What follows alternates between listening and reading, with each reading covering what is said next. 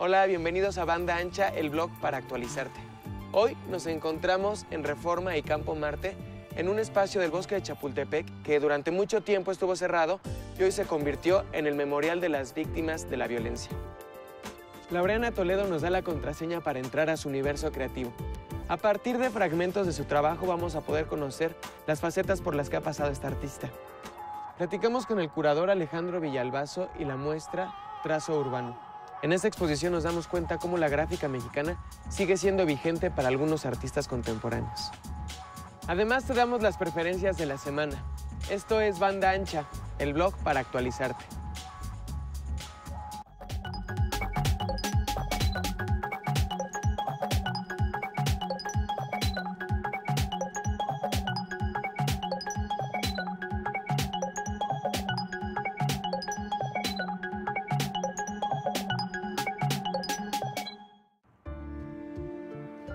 El Memorial de las Víctimas de la Violencia es un espacio público, abierto al tiempo y está ubicado en un bosque. Sus arquitectos, Springal y Gaeta, nos hablan de su significado y sus símbolos.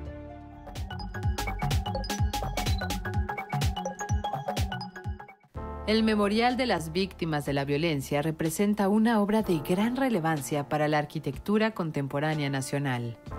Es un espacio público ubicado en un área boscosa que logra conjugar un diálogo entre los materiales y estructuras que lo componen con el entorno. Pensamos muy bien, tiene muy poquitos materiales, tiene muy poquitas partes, pero todas cargadas de significado. Por ejemplo, utilizamos el acero, que se puede transformar con el tiempo. Es un acero que se llama Corten, un acero especial en donde permite la oxidación y la propia oxidación lo protege contra su deterioro. Entonces, el acero, al igual que el ser humano, es fuerte. O sea, escogimos el acero como elemento de fortaleza. Siempre hemos visto al ser humano como un ser lleno de fortaleza. Los árboles son los elementos principales dentro de esta obra, pues enmarcan y delimitan el ritmo de las 70 paredes metálicas que se alzan provocando un juego dual entre la naturaleza y la arquitectura. ¿Y por qué muros? Porque nosotros decíamos, si la violencia siempre se dice que es destrucción, ¿por qué no construir? ¿Sí? ¿Por qué no hacer justamente el antídoto, ¿no? ¿Qué mejor memorial que lograr el antídoto de lo que queremos rememorar, ¿no? Entonces, contra la violencia, que es destrucción, va la construcción, que construimos el elemento básico y esencial de la arquitectura, que es el muro, y lo repetimos muchísimas veces. Algunos son horizontales y otros son verticales. Son muchos más los verticales, son muchos más los de pie, ¿no? Ahí está toda esta simbología, ¿no? Algunos caídos, pero muchísimos más los de pie, muchísimos más los positivos, muchísimos más los que nos hacen mirar hacia arriba. La parte central de este espacio la ocupa una fuente de 1200 metros, sobre la cual el visitante puede andar y tener la sensación de que va caminando sobre agua. El memorial tiene la doble condición, por un lado memorial y por otro lado espacio público. De eso se trataba de hacer un espacio vivo, un espacio activo, en el cual la gente interviniera e interactuara con él. Y de ahí que sale esta idea de que estos muros se pueden rayar, se pueden escribir. Yo creo que se ha ido viendo, ¿no? La gente se ha ido apropiando de él. Fue muy interesante ver que el 2 de octubre, por ejemplo, llegaran grupos a pegar unos laminados en las placas con nombres desde víctimas del 68 desaparecidas hasta víctimas de Acteal o víctimas de las mujeres de Juárez. A través de esta obra, los arquitectos Gaeta y Springal lograron ofrecer a la ciudadanía un espacio abierto que invita a la reflexión a través de su recorrido. Es un lugar en constante transformación y finalmente la propia sociedad es quien le da uso y significado. La Revolución de los Alcatraces es una película documental de Luciana Kaplan. En esta película podemos conocer la historia de Eufrosina, una mujer oaxaqueña que desafió las leyes de usos y costumbres en las comunidades indígenas. Vamos a conocerla.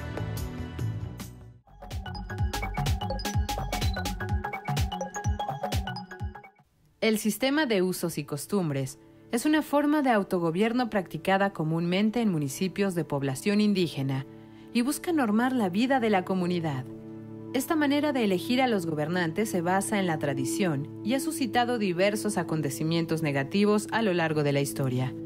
Uno de los casos más conocidos fue el de Eufrosina Cruz Mendoza, quien en 2007 triunfó para ser alcalde de su comunidad, y su votación fue declarada inválida por el hecho de ser mujer.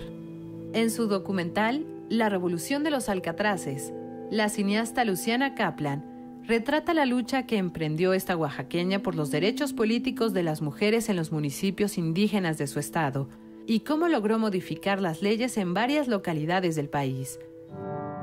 Yo realmente conocí a Eufrosina como un poco como por casualidad. En el 2009 una amiga periodista me la presentó porque ella estaba haciendo una nota sobre ella y le pareció como interesante, ¿no? Que era un buen personaje documental. Entonces, pues yo la conocí y efectivamente me pareció una mujer como muy poderosa, ¿no? Y que era muy interesante en el sentido que era una mujer que quería hacer cambios dentro de la comunidad. Son sus mañas de los que se sentían dueños de las comunidades, porque el vocabulario de los políticos ha sido, es que es mi gente, es que yo muevo las comunidades. Las comunidades no son de nadie, la gente no es de nadie. Y pues empecé a filmarla en el 2009, nos fuimos 2 personas con una cámara y unos micrófonos. Grabamos bastante material, o sea, cosas que eran como muy importantes y que no se iban a repetir porque ella tuvo un cambio muy fuerte. Durante 2 años pasó de ser una luchadora social a una diputada local y después a una diputada federal. Entonces, esos 2 años de tránsito fueron lo que, de alguna manera, dio forma al proyecto. Los dos son responsables, no nada más ella. Mira, yo mucho... Mira, a ver, dame tu justificación. Actualmente, Eufrosina Cruz Mendoza es presidenta del Congreso de Oaxaca. Y lo que sí me llama mucho la atención es que a la gente como que le inspira mucho Eufrosina. O sea, en muchas de las proyecciones, o sea, la gente salía diciendo es que necesitamos más gente así, que, o sea, que realmente como que se juega el todo por el todo para conseguir algo. O sea, es un personaje como muy inspirador. En La Revolución de los Alcatraces se retrata la historia de este fuerte personaje mediante una cinematografía destacada que lo ha llevado a recibir premios y menciones honoríficas en varios festivales internacionales de cine. Hoy amaneció de como que, no sé, se respira así como que chingón, ¿verdad? En México existe una importante tradición de la gráfica como manifestación política, social y cultural. Trazo Urbano reúne a algunos artistas contemporáneos que trabajan con esta técnica.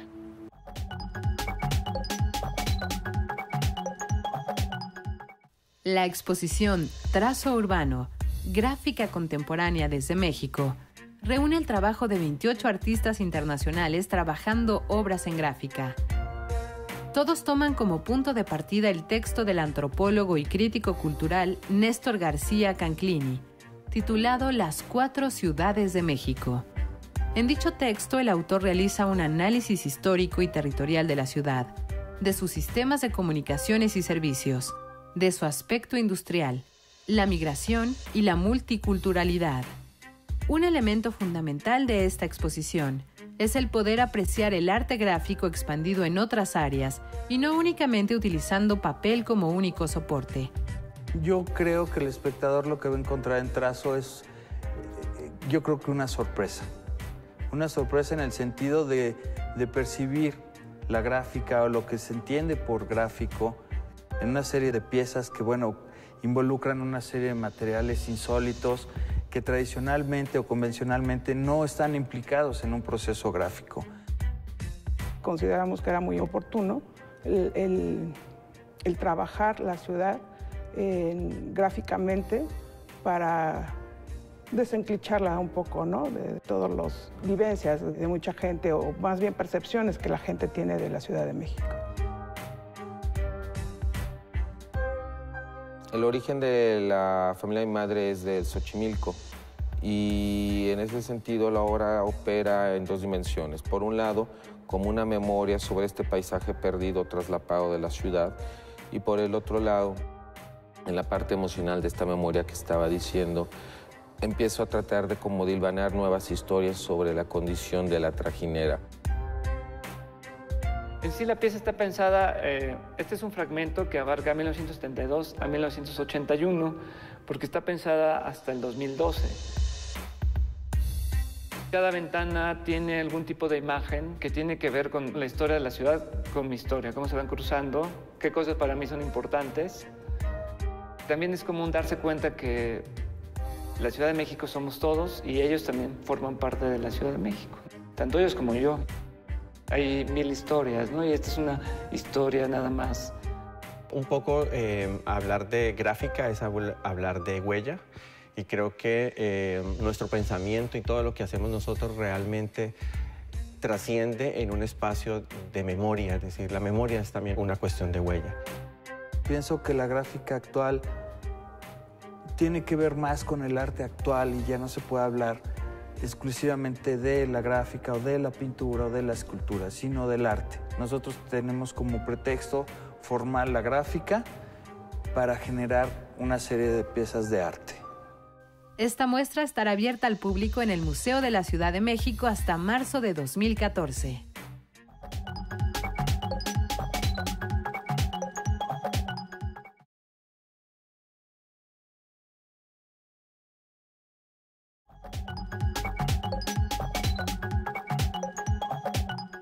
El alfabeto ilustrado del narco mexicano es una publicación de Juan Carlos Reina con ilustraciones de Gabriel Escalante.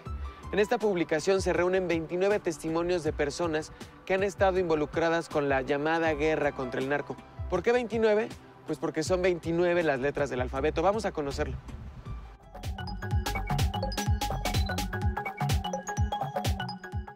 El alfabeto ilustrado del narco mexicano es un proyecto del escritor Juan Carlos Reina con ilustraciones del artista Gabriel Escalante en la revista Vice. Juan Carlos Reina reunió 29 testimonios que ha recopilado entre personas que de alguna u otra manera se vieron involucradas en la guerra contra el narco. El alfabeto ilustrado del narco mexicano es un libro híbrido, ¿sí? Que por cada letra del alfabeto, ¿sí? Se aborda un concepto relacionado al crimen organizado en México. Se acompaña de una crónica, ¿sí? Una crónica muy pequeña, muy breve, basada en uno de muchos testimonios que yo he recogido en mi trabajo periodístico entre personas involucradas al narco. Estos testimonios, ¿sí? Aluden de una manera vivencial a cada concepto, ¿sí? Entonces, después de la crónica va un ensayo breve, ¿sí? Un ensayo breve elaborado alrededor del concepto desde una trinchera multidisciplinaria. Es decir, recurro a recursos que se acostumbran en textos psicoanalíticos, textos sobre política, textos filosóficos, de manera que resulta un ensayo bastante breve, peculiar, que yo creo que va más acorde para entender e interpretar el fenómeno del narco en México. Cada relato es acompañado por una ilustración del artista Gabriel Escalante y representa una interpretación literal o conceptual de cada palabra. Tengo como mucho tiempo trabajando con imágenes sacadas de periódicos, de revistas, como con un archivo visual amplio, sobre todo de revistas políticas de los años 70, 80. Pues prácticamente escogíamos o seleccionaba una imagen de este archivo y la reintervenía, la volvía a dibujar, utilizando sobre todo grafito y lápices como muy pesados y grasosos, para que tuviera como una especie de textura más sucia, ¿no? Y más carbonizada, digamos, ¿no? Y le daba una personalidad mucho más interesante al texto, acompañado con estas imágenes que tenían esta cualidad un poco gris, digamos, ¿no? Con este formato lúdico de alfabeto ilustrado, el escritor combina 3 géneros y niveles de lectura que van de la crónica a el ensayo y la ilustración. Este libro, pues, tiene el objetivo personalísimo de responderme a todas las dudas con las que yo crecí relacionadas no solo al narco como una abstracción, un problema de economía y de política y de sociología, sino como una experiencia de violencia que marcó no solo mi vida, sino la vida de toda una generación. El alfabeto ilustrado del narco mexicano aparece en su versión completa en la versión digital de la revista Vice. vice.com/ES-MX. El patrimonio artístico de la Ciudad de México se ha ido conformando desde 1524. Todos estos documentos se organizan y se estudian en el Archivo Histórico del Distrito Federal. Vamos a conocerlo.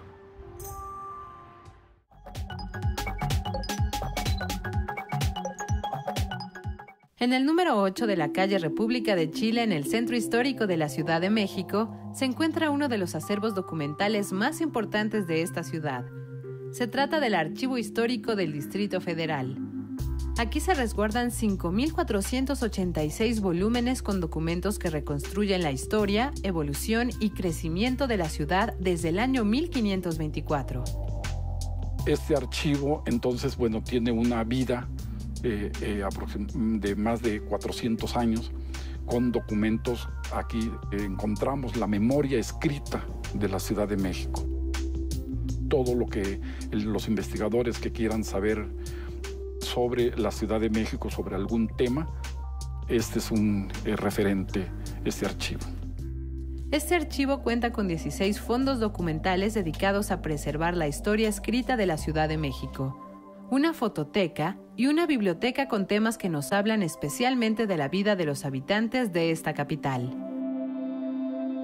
Entonces, ustedes quieren venir a investigar sobre agua, sobre policía, sobre las escuelas en la ciudad, cómo era la educación hace 200 años, hace 100 años, cómo era la policía en el siglo XIX, cómo estaba dividida la ciudad en el siglo XIX, por ejemplo, por cuarteles. Todo es de la A a la Z, siempre digo, aquí está prácticamente casi toda la historia de la ciudad. Por ejemplo, podemos ver cómo fue la independencia, cómo vivía la ciudad en el momento de la independencia, qué actores estuvieron aquí, qué hacía la gente, lo cotidiano. Vemos cómo era la vida de los habitantes. También los planos nos muestran, son bellísimos, además de bellos, son interesantes para la historia de la ciudad, porque cada uno de ellos está hecho por diferentes arquitectos. Por ejemplo, tenemos originales aquí de los arquitectos O'Gorman, Pani, entre otros. Una de las tareas fundamentales del archivo es el cuidado de los documentos. Entonces nosotros tenemos para ello un taller de restauración y uno de encuadernación. Nosotros aquí en esta tarea de restauración, pues restauramos papel antiguo y encuadernamos volúmenes antiguos. Los restauramos y los podemos volver a poner en su lugar para que duren otros, siempre digo, 100, 200, 300 años más. El Archivo Histórico del Distrito Federal reúne en sus 3,5 kilómetros lineales de documentos agrupados un tesoro histórico inigualable que de manera permanente se organiza para promover la consulta pública y las investigaciones sobre esta ciudad. El trabajo del artista Laureana Toledo es un trabajo difícil de definir porque utiliza distintos lenguajes y objetos, como fotografías, poemas, caminatas por las calles. Vamos a conocerlo.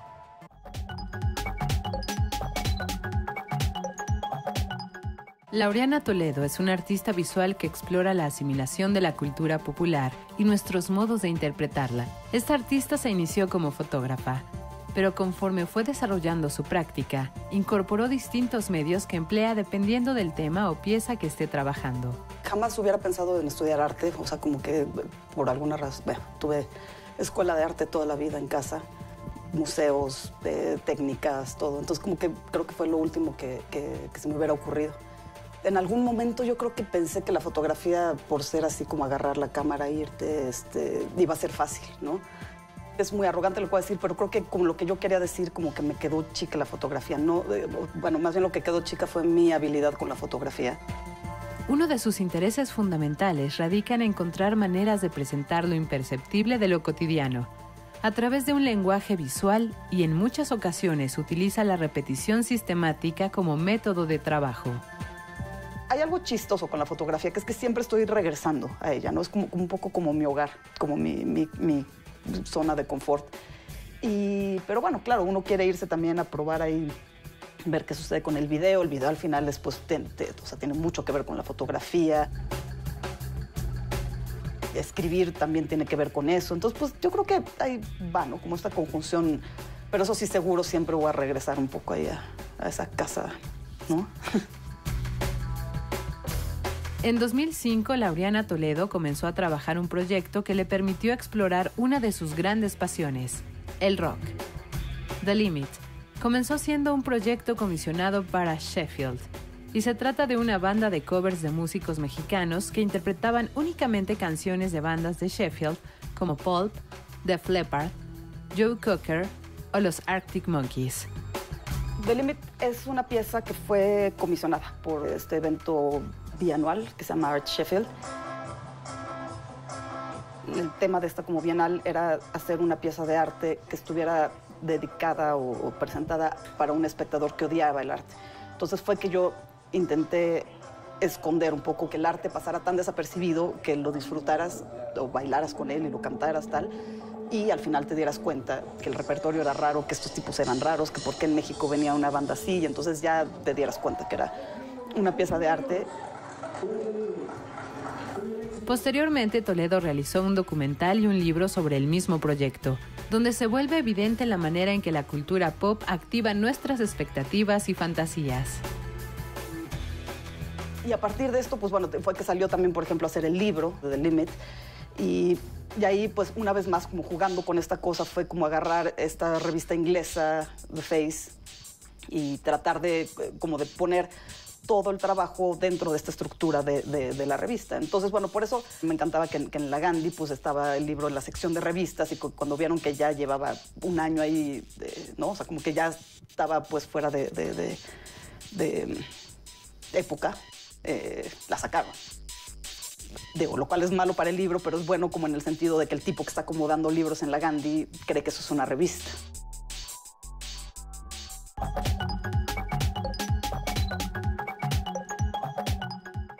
En el recién inaugurado Museo Jumex se exhibe la muestra James Lee Byers, Media Autobiografía. James Lee Byers fue una figura determinante en el arte del siglo XX.